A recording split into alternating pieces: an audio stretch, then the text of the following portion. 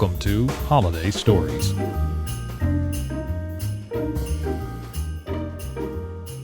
The Boy with the Box by Mary Griggs Van Voorhis. It was an ideal Christmas day. The sun shone brightly, but the air was crisp and cold, and snow and ice lay sparkling everywhere. A light wind the night before had swept the blue ice-bound river clean of scattering snow. And by 2 o'clock in the afternoon, the broad bend near Creighton's Mill was fairly alive with skaters. The girls in gay caps and scarves, the boys in sweaters and mackinaws of every conceivable hue, with here and there a plump, matronly figure in a plush coat or a tiny fellow in scarlet, made a picture of life and brilliancy worthy of an artist's finest skill. Tom Reynolds moved in and out among the happy throng with swift, easy strokes, his cap on the back of his curly head and his brown eyes shining with excitement. Now and again he glanced down with pardonable pride at the brand new skates that twinkled beneath his feet. Jolly Ramblers, sure enough, jolly Ramblers they were. Ever since Ralph Evans had remarked with a tantalizing toss of his handsome head that no game fellow would try to skate on anything but jolly Ramblers, Tom had yearned with an inexpressible longing for a pair of these wonderful skates. And now they were his, and ice was fine and Christmas sun was shining. Tom was rounding the big bend for the 50th time when he saw skimming gracefully toward him through the merry crowd a tall boy in a fur-trimmed coat, his handsome head proudly erect. "That's Ralph Evans now," said Tom to himself. "Just wait till you see these skates, old boy, and maybe you won't feel so smart." And with slow, cautious strokes, he made his way through laughing boys and girls to a place just in front of the tall skater coming toward him down the broad white way.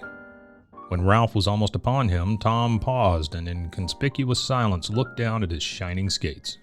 "Hullo," said Ralph good-naturedly, seizing Tom's arm and swinging around. Then, taking in the situation with a careless glance, he added, "Get a new pair of skates for Christmas?" "Jolly Ramblers," said Tom impressively. "The best Jolly Ramblers in the market." Ralph was a full half-head the taller, but as Tom delivered himself of this speech with his head held high, he felt every inch as tall as the boy before him. If Ralph was deeply impressed, he failed to show it, and he answered carelessly, "Huh, that's so? Pretty good little skates they are, the Jolly Ramblers." "You said no game fellow would use any other make," said Tom hotly. "Oh, but that was nearly a year ago," said Ralph. "I got a new pair of skates too," he added, as if it had just occurred to him. "Clubhouse skates, something new in the market just this season. Just look at the curve of that skate, will you?" he added, lifting a foot for inspection. "And that clamp that you couldn't shake off if you had to. They're guaranteed for a year, too, and if anything gives out, you get a new pair for nothing. $3.50 they cost at Mr. Harrison's hardware store. I gave my Jolly Ramblers to a kid about your size, a mighty good little skate they are." And with a long, graceful stroke, Ralph Evans skated away. And it seemed to Tom Reynolds that all his Christmas joy went skimming away behind him. The sun still shone, the ice still gleamed, the skaters laughed and sang, but Tom moved slowly on with listless, heavy strokes. The Jolly Ramblers still twinkled beneath his feet, but he looked down at them no more. What was the use of Jolly Ramblers when Ralph Evans had a pair of clubhouse skates that cost $1 more, had a graceful curve and a faultless clamp, and were guaranteed for a year? It was only 4 o'clock when Tom slipped his new skates carelessly over his shoulder and started up the bank for home. He was slouching down the main street, head down, hands thrust deep into his pockets, when, on turning a corner, he ran plump into a full moon. Now, I know it is rather unusual for full moons to be walking about the streets by daylight, but that's the only adequate description of the round, freckled face that beamed at Tom from behind a great box held by 2 sturdy arms. "That came pretty near being a collision," said the owner of the full moon, still beaming as he set down the box and leaned against a building to rest a moment. "Nobody hurt, I guess," said Tom. "Been down to the ice?" asked the boy eagerly. "I could see the skaters from Patton's store. Oh, I see you got some new skates for Christmas. Ain't they beauties now?" And he beamed on the despised Jolly Ramblers with his heart in his little blue eyes. "A pretty good little pair of skates," said Tom in Ralph's condescending tone. "Good. Well, I should guess yes, and Christmas ice just made o' purpose." In spite of his ill humor, Tom could not help responding to the warm interest of the shabby boy at his side. He knew him to be Harvey McGinnis, the son of a poor Irish widow who worked at Patton's department store out of school hours. Looking at the great box with an awakened interest, he remarked kindly, "What you been doing with yourself on Christmas Day?" "Want to know sure enough?" said Harvey mysteriously, his round face beaming more brightly than ever. Well, I've been doing the Santa Claus act down at Patton's store. About a week ago, he went on, leaning back easily against the tall building and thrusting his hands deep down into his well-worn pockets. About a week ago, as I was cleaning out the storeroom, I came on 3 boxes with broken dolls in them. Beauties they were, I can tell you. The Lady Jane in a blue silk dress, the Lady Clarabelle in pink, and the Lady Matilda in shimmering white. Nothing wrong with them either, only broken rubbers that put their gents out of whack and set their heads a-rolling this way and that. They could be fixed in no time, I says to myself. And what a prize they'd be for the kids, to be sure. For Mom and me had racked our brains considerable how we'd scraped together the money for Christmas things for the girls. So I went to the boss and I asked him right out what he'd charge me for these 3 ladies, just as they was, and he says, "Jimmy," he says, "I've told him me name a dozen times, but he allus called me Jimmy. Jimmy," he says, "if you'll come down on Christmas Day and help me take down the fixin's and fix up the store for regular trade, I'll give you the dolls for nothing," he says. So I explained to the kids that Santy'd be late to our house this year. With so many to see after, it wouldn't be strange, and went down to the store early this morning and finished me work up and fixed up the ladies as good as new. Would you like to be seeing 'em now?" he added, turning to the great box with a look of pride. "Sure, I'd like to see 'em," said Tom.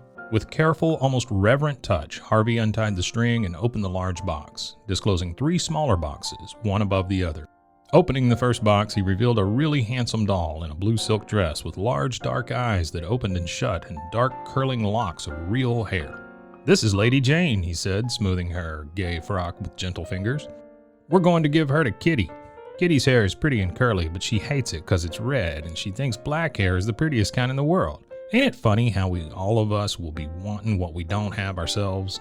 Tom did not reply to this bit of philosophy, but he laid a repentant hand on the Jolly Ramblers as if he knew he had wronged them in his heart.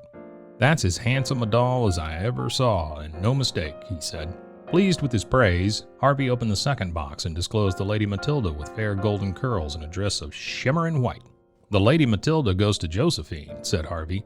"Josephine has black hair, straight as a string, and won't she laugh, though, to see them fetching yellow curls." "She surely ought to be glad," said Tom. The Lady Clarabelle was another fair-haired lady in a gown of the brightest pink. "This here beauty's for the baby," said Harvey, his eyes glowing. "She don't care if the hair's black or yellow, but won't that stunning dress make her eyes pop out? They'll surely believe in Santy when they see those beauties," said Tom. "That's just what I was saying to Mom this morning," said Harvey. "Kitty's had some doubts, she's almost 9, but when she sees those fine ladies, she'll be dead sure Mom and I didn't buy 'em. If I had a Santa Claus suit, I'd dress up and hand 'em out myself."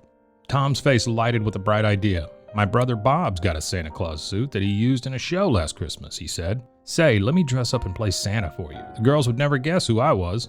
"Wouldn't they stare, though?" said Harvey, delighted. "But do you think you'd want to take time?" he asked apologetically. "And you with a new pair of skates in the ice like this?" "Of course I want to if you'll let me," said Tom. "I'll skate down the river and meet you anywhere you say." "Out in our backyard then at 7 o'clock, said Harvey. "All right, I'll be there." And with head up and skates clinking, Tom hurried away. It was a flushed, excited boy who burst into the Reynolds' quiet sitting room a few minutes later with his skates still hanging on his shoulder and his cap in his hand. "Say, Mother," he cried, "can I have Bob's Santa Claus suit this evening, please? I'm going to play Santa Claus for Harvey McGinnis." "Play Santa Claus for Harvey McGinnis? What do you mean, child?" "You know, Mrs. McGinnis, Mother, that poor woman who lives in the little house by the river.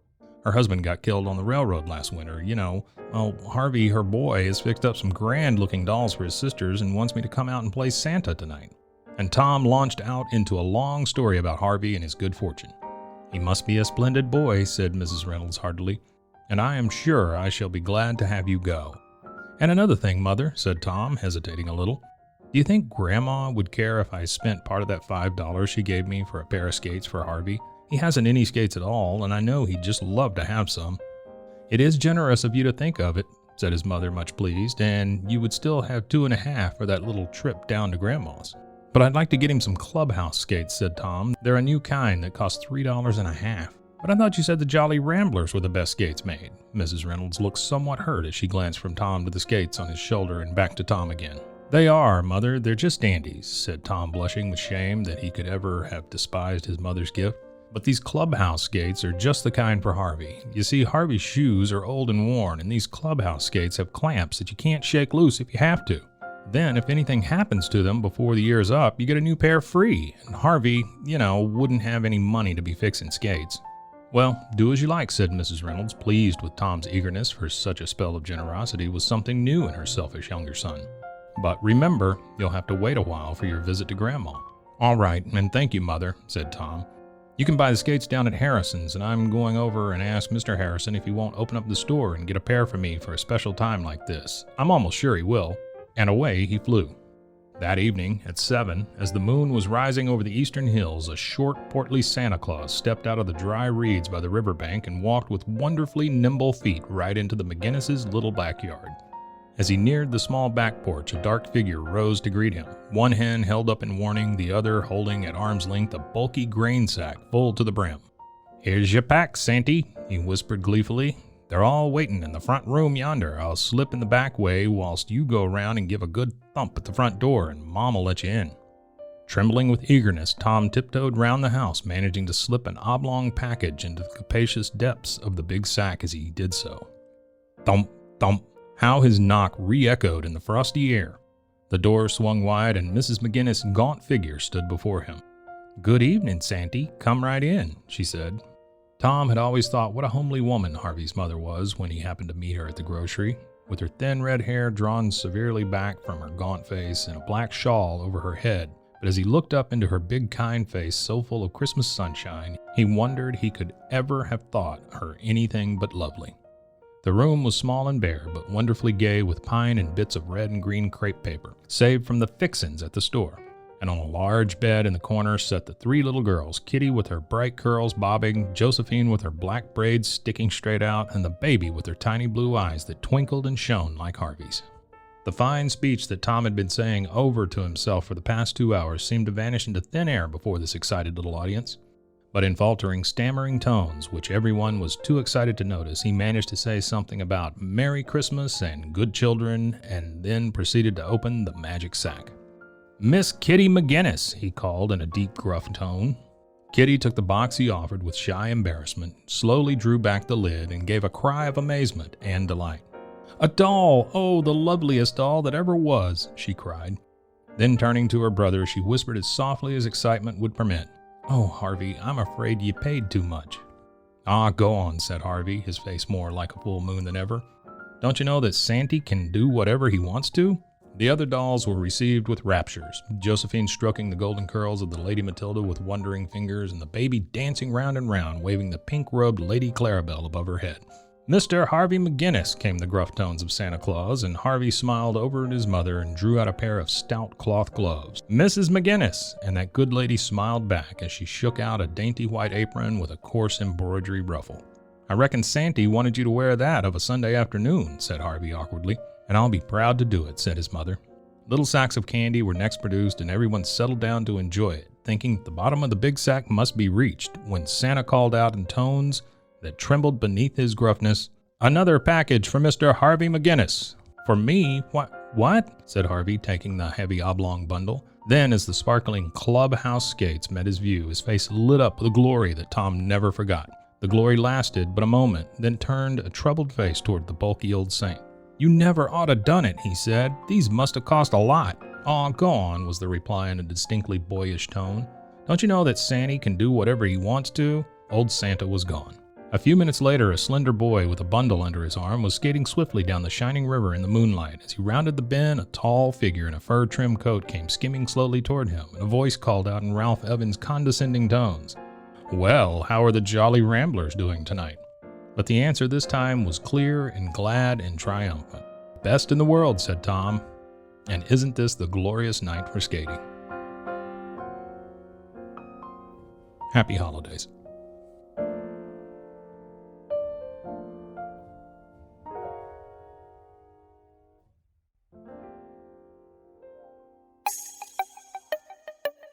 This has been a Rogue Media podcast.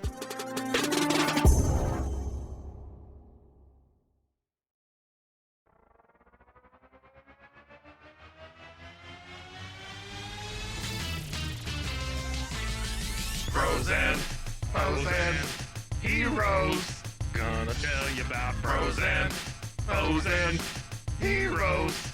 Gonna tell you about. Hey, I'm Zach, And I'm Mike. and we have a fantastic new podcast to tell you about. Bros, Foes, and Heroes. It's the two of us looking into the world of comics, breaking down some characters that you may have never heard of, and some that are just absolutely ridiculous. Yeah, so Zach comes up with a character each time, and I go into it just completely blind. I don't know who this person is or what their abilities are or anything, and basically I guess we kind of go over their origin story and just some of the ridiculous stuff that maybe, especially Golden Age stuff. Oh, Golden Age stuff is always the best, and we will make sure to highlight all of the shenanigans and just absolute weirdness of everything. Yeah, that's right. So subscribe today and follow us on Instagram at Bros, Foes, Heroes. And if you don't, I know where you live. Not really, but please subscribe. Bros and Foes and Heroes. Gonna tell you about Bros and Foes and Heroes. Gonna tell you about.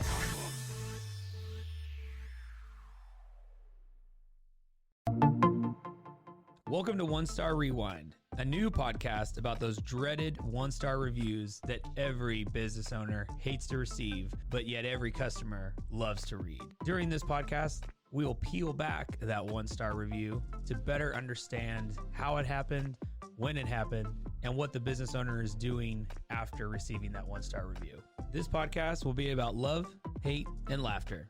On One Star Rewind, we will meet with real business owners who will tell their stories and how they do rely on reviews for their business. Follow us on Facebook, Instagram, or download us at roguemedianetwork.com. Please subscribe, but only rate and review for not a one-star review. Join us each time for a new review and a new story.